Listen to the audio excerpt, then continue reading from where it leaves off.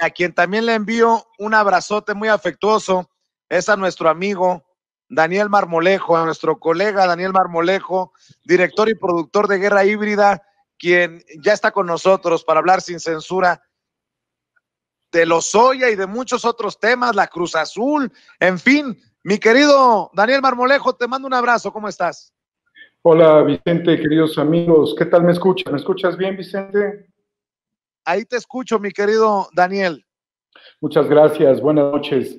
Pues muy interesado en conocer todos los detalles de la entrevista con el personaje de los más importantes de la Cuarta Transformación, el doctor Santiago Nieto. Vicente, sin duda un presidenciable, un personaje de un peso específico, de notoriedad internacional, que tiene pues preocupado a gran parte del BOA, porque realmente él ha puesto en evidencia la situación que se ha vivido en materia de corrupción y además de ser uno de los hombres de mayor confianza del presidente Andrés Manuel López Obrador. Creo que te has sacado pues muchos laureles, te llevas los laureles con esta gran entrevista. Y desde luego señalar, Vicente, la posibilidad que tuvimos de hablar con él frente a frente y de cara a la nación en una de las conferencias de hace pocos meses, en donde comentamos justamente sobre esta red de lavado de dinero a través de empresas que facturaban millones de pesos en cantidades exorbitantes y además pues no entregaban los trabajos para los cuales eran contratadas porque eran empresas de simulación, empresas fachada. Él traía una configuración muy precisa sobre tráfico de personas, sobre proxenetas, que también es algo que ha salido en estos días a la luz, el congelamiento de cuentas a toda una comunidad dentro del estado de Tlaxcala vinculada con estos temas verdaderamente dolorosos y lamentables. En el caso concreto, este día, a las 3 de la mañana, un juez le dio a los cooperativistas de la Cruz Azul finalmente la opción de transformar su destino a partir de la ocupación de las áreas corporativas en general de toda la empresa. Es una lucha en la cual tú has podido acompañar y darle seguimiento, abriste los micrófonos. Esto costaba mucho, indudablemente, Vicente, porque puede poner en juego el prestigio de periodistas de gran talla y de gran valor como tú, al mismo tiempo que pues implicó una gran movilización en materia de investigación por parte de la Unidad de Inteligencia Financiera. Significó fue el Palacio Nacional en la pública, trágica pasarela de este personaje, quien ahora es prófugo de la justicia, Guillermo El Billy Álvarez. Significó también que hubiese un momento tenso en donde no se sabía a ciencia cierta si había o no una colaboración entre la Unidad de Inteligencia Financiera y desde luego la Fiscalía de la Nación. Implicó desenmascarar dentro de este proceso a jueces y magistrados. Significó para los cooperativistas hace pocos días la gloria al saber que quien les había fabricado delitos estaría siendo literalmente detenido en poco tiempo si es que se encontrara. Ha representado también el regreso a la normalidad a muchos cooperativistas, los cuales fueron pues suspendidos injustificadamente por este personaje quien ahora es prófugo. Representó también un debate muy polémico, teniendo a su vocero y yo exponiendo la situación desde el conocimiento periodístico de qué había sucedido y que no correspondía a la versión del vocero. Ha significado también ataques en las redes sociales a mi persona, cosa que no le di yo respuesta, porque desde luego era una caricatura falaz lo que trataron de hacer con mi persona y no me presté en ningún momento a ello.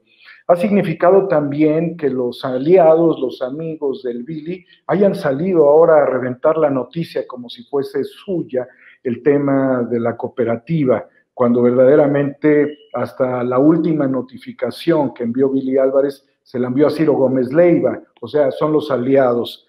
Ha representado también que muchos periodistas de los llamados tradicionales, como el caso de Joaquín López Dóriga, fuera el último en entrevistar personalmente a Guillermo el Billy Álvarez. Todo esto, Vicente, suma además una cauda de 32 años de tragedia corporativa, de desvío de recursos, de paraísos fiscales, de mucho dolor y de angustia, del empantanamiento judicial que hubo durante décadas, de la compra, ya lo dije yo, de autoridades, de un manejo despiadado, ludópata, fuera de razón, de una empresa de la economía social. Significó también debates legislativos, porque hay que recordar que el Billy trató de imponer en la Cámara de Diputados, a través de sus aliados, de estos que han votado las leyes en el pacto contra México, un intento de amagar el modelo cooperativista para hacerlo un modelo privatizado. Él quería todo. Toda esta trama histórica digna de una película de ficción que se ha vivido dentro del seno de la economía social cambia radicalmente, primero, Vicente, porque el presidente puso su atención en un tema que pudiese haberse entendido como un tema de empresa. Y realmente los temas que pudieron haber interesado a la Cuarta Transformación eran temas vinculados al Estado, con el gobierno, corrupción de privados con el gobierno. Pero después se encontró que había corrupción en temas hacendarios, que había corrupción en cuanto al lavado de dinero, que había corrupción en el fútbol, que realmente estábamos frente a uno de los modelos de depredación sistemática brutales. Y el presidente pues entendía también el sentimiento de los cooperativistas. Hay cartas de dolor de muchos de ellos que le enviaron al presidente pidiéndole que por favor les abriera las puertas de Palacio Nacional para que pudieran decirle de viva voz el dolor, la angustia, la tragedia que vivían. Muchos de ellos llevan, no sé, 2 años sin trabajo por esa suspensión. Muchos de ellos han estado enfermos durante este proceso, Vicente. Y a pesar de todas las circunstancias, el detonador, desde luego, fue Santiago Nieto con sus investigaciones. Y hubo, a pesar de ello, también un momento de dificultad, de saber si había una coordinación o descoordinación entre la UIF y la Fiscalía. No olvidemos, Vicente, que a pesar del congelamiento de cuentas, hubo un intento de una juez, si no me equivoco es la 6ª de distrito, pero lo dejo como una juez tan solo, que intentó descongelar las cuentas y que mantuvo una diatriba con la Unidad de Inteligencia Financiera, casi un desafío judicial, en donde le pedía documentos certificados en tiempos de COVID, dudando, poniendo en duda la voz, la integridad y la investigación de Santiago Nieto, con el afán de devolverle las cuentas a Álvarez Cuevas, al hermano de Álvarez Cuevas, y desde luego también a su cuñado Víctor Garcés. Y posteriormente a ello, Vicente, hay que señalarlo, este juez de Almoloya, que es el que finalmente gira la orden de aprehensión contra Billy, 2 veces desafió al fiscal de la Nación, hasta la tercera concedió la orden de detención. Te puedes dar cuenta de las enormes resistencias que ha habido dentro de todo ello, pero la fuerza inquebrantable del presidente, el que no metió las manos en la defensa de un empresario corrupto y que este fin de semana señaló, y además yo lo subí en un tuit, que el gobierno no tenía contubernios ni con criminales de cuello blanco ni con el crimen organizado. Esto es fundamental, querido Vicente, es un cambio de paradigma y a partir de que los cooperativistas lograron tomar sus instalaciones y encontraron ahí una serie de cosas y seguirán encontrando, hubo algo fundamental, un mensaje de gratitud al presidente de la República que se lo hemos transmitido a través del vocero porque era la petición de los cooperativistas, que su dolor, su sufrimiento, sus 32 años de estar sometidos por una tiranía que el afán de Guillermo Álvarez de morirse con el poder en la mano como un dictador concluyó por este trabajo de la Cuarta Transformación. Entonces hay una oxigenación dentro del modelo de economía social. Hay que recordar también a importantes personajes que prestaron su atención a este tema. El caso concreto del subsecretario de Gobernación, Alejandro Encinas. En su momento, la funcionaria Diana Álvarez también escuchó a los cooperativistas. Por parte de la Secretaría de Economía, pues este organismo orientado hacia la economía social. Estamos hablando de uno de los activismos más poderosos que se ha dado desde el punto de vista de la lucha laboral, de la lucha pues, para recuperar el bien común que representa la cooperativa, Vicente.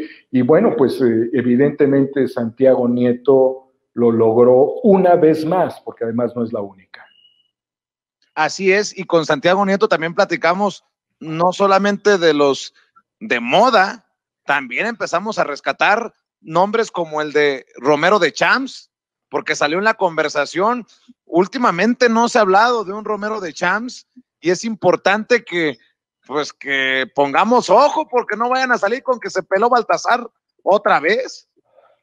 Sí, sin duda, Carlos Romero de Champs es una de las figuras más críticas dentro de este proceso de transformación. Incluso su amigo Juan Collado, que fue detenido en Polanco cuando estaba comiendo con Romero de Champs, llegó a señalar que el que lo entregó, lo puso a la autoridad, fue Romero de Champs. Es una situación muy importante dentro de esta empresa paraestatal, el sindicato de la paraestatal. Romero de Champs, un hombre que ha tenido un largo recorrido político, en 1977 candidato por el PRI a diputado, y desde entonces, desde el 77, Vicente, nunca soltó el hueso de la política. Él y sus cómplices pasaban de la Cámara de Diputados a la Cámara de Senadores, a la Cámara de Diputados, a la Cámara de Senadores. La lógica es saber por qué hacían toda esta operación. Porque era la forma de burlarse de la justicia, porque era la forma literalmente de escapar de cualquier proceso por el fuero que les daba el ser diputados y senadores. Desde luego que pues algo le debe de esperar a él. Los casos más sonados recientemente, el de Emilio Lozoya, toda una investigación muy importante de la UIF, lo que mencionaste tú hace un momento, que son todas estas cuentas congeladas al crimen organizado, pues es un ordenamiento impresionante. Y es necesario resaltar esto, Vicente, porque en el medio de una diatriba que ha surgido por otro funcionario público, si mal no recuerdo, de Semarnat, hablando de pues una serie de confrontaciones y de discrepancias que pudiera haber en la Cuarta Transformación, y que puede ser, es importante ver que las acciones más importantes, también las de un valor superlativo en términos judiciales, en términos de procuración de justicia, el tema de los 43, esperamos el tema de la guardería ABC, esperaríamos el juicio a Calderón, el juicio a Peña Nieto y a otros expresidentes, también pueda dar resultado. Me brincó ahora mismo, Vicente, el tema del presidente de la República, quien señaló, pues, esta misma semana, si mal no recuerdo, cuando le preguntan en una mañanera si él haría lo necesario para que la justicia no tocara a Peña Nieto. Y el presidente dijo, no, yo mantengo una posición, pero si es la justicia la que tiene el control y si hay una lógica dentro de una investigación que lo consignara a un proceso, evidentemente no está en mi terreno, no está en mis manos. Me hace recordar el presidente con esto a Benito Juárez, cuando aquella princesa, si espero no equivocarme, Salm, se le puso de rodillas pidiendo la liberación de su esposo y desde luego de Maximiliano de Habsburgo, para que le diera el perdón. Había razones para que se lo diera porque el presidente Juárez era masón y Maximiliano de Habsburgo era masón, pero había roto una importante norma o ley dentro de los masones, que fue violar la soberanía mexicana. Entonces, por más arrodillada y en llanto que la princesa allí en Palacio Nacional se declinó ante el presidente Juárez, recordemos el fusilamiento de Maximiliano junto con los generales Miramón y Mejía. Ese es el tamaño del presidente Andrés Manuel López Obrador, y esta es una dimensión histórica de la Cuarta Transformación que esperemos no se pierda, Vicente, no se pervierta, y la cual hay que seguir impulsando desde todas las trincheras del país, porque queremos la transformación. No todo lo que surge, no todo lo que se dice tiene que ser cierto desde la óptica del periodismo, de la investigación, tiene que ser llevado a un proceso. Ahí es en donde surge la desesperanza a veces o la preocupación, porque ciertamente los tiempos de la justicia no son los que traemos en el reloj, en el estómago, en el corazón o en la cabeza. ¿Sí?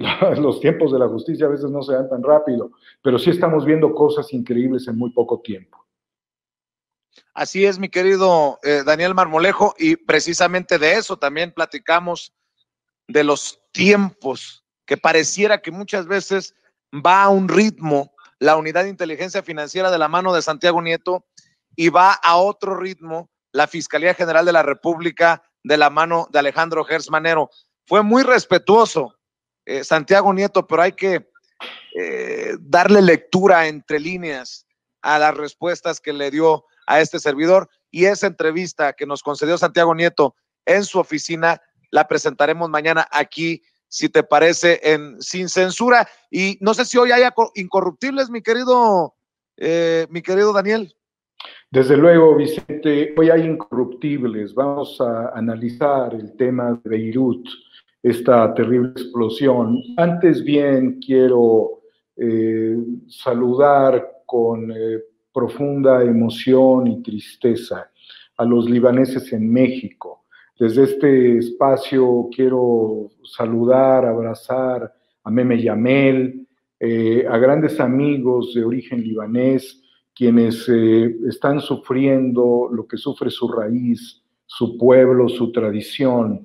Vemos en esto un proceso de desestabilización regional muy grande. Han sucedido otras acciones de manera simultánea, analizaremos este tema y sobre todo haremos presente el valor del árbol, del cedro, que es una madera mediante la cual pues Moisés le pidió a los maestros de su tiempo que ayudaran a cuidar la lepra.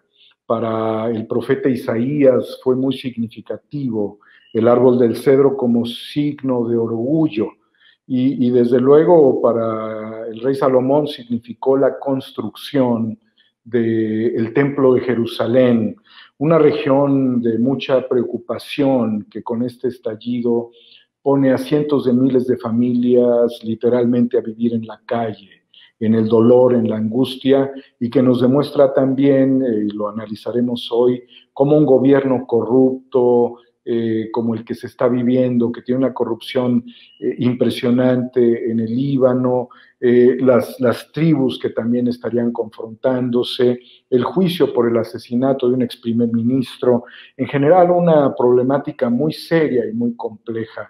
No estamos lejos de Líbano, una gran población, entre ellas Carlos Slim, el gran empresario mexicano, lo de origen libanés, otros grandes libaneses como el obispo Antonio Chedraui, la esposa difunta de Carlos Slim, Soumaya Domit, quienes también nos llevan a esa relación parental con Brahim Gemayel, el que fue asesinado por una bomba, presidente de Líbano en 1980, un país que tiene toda esta fuerza cultural y que hoy se encuentra siniestrado, colapsado y llorando. A todos los amigos libaneses, que recordemos nuestro cariño y fraternidad en este momento.